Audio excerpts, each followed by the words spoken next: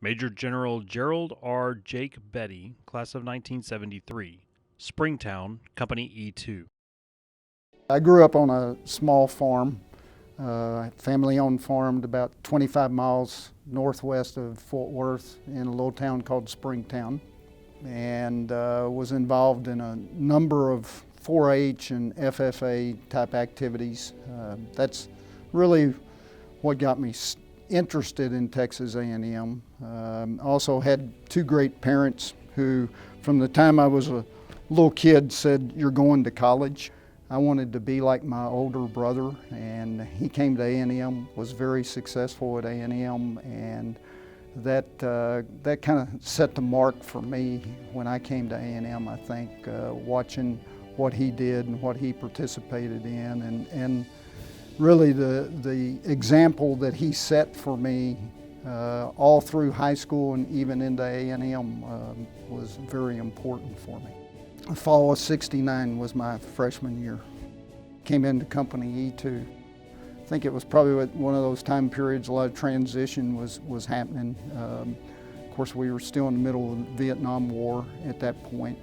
When we first came in, a lot of people under contract, a lot of people thinking they were going to Vietnam. If they were going to go to Vietnam, they'd rather go as an officer versus being drafted and going as an enlisted member. I was very fortunate. I had the opportunity to participate in a lot of activities. I wasn't originally selected to be the mascot corporal, became the mascot corporal. Wasn't originally selected to be a yell leader. We had a second election, and I was elected to be the yell leader my senior year. Some of that came about, I guess, probably out of perseverance on my part, and I think probably one of the things I learned from the Corps was, in fact, perseverance. Major General Betty was commissioned into the United States Army in 1973. Upon leaving active duty, he returned to Texas A&M, working on the Commandant's staff for 2 years. General Betty moved to Lubbock in 1978 and spent 10 years in the private sector before returning to Aggieland, where he would spend more than 2 decades working for the Corps and working with cadets. As you go through life and you have other experiences, I think you're able to draw on that experience of Texas A&M and the Corps Cadets and the importance of all that.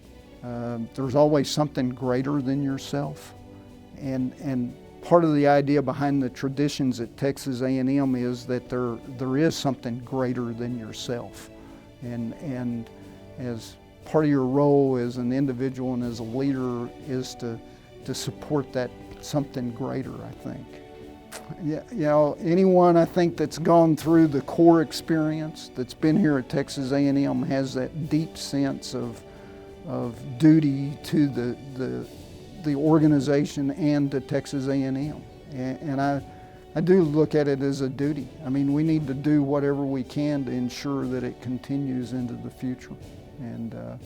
And I think that was one of the reasons that I wanted to come back and work here, just because of that deep sense of duty to the organization. Ladies and gentlemen, inducted into the Corps of Cadets Hall of Honor, Major General Gerald R. Jake Betty, class of 1973.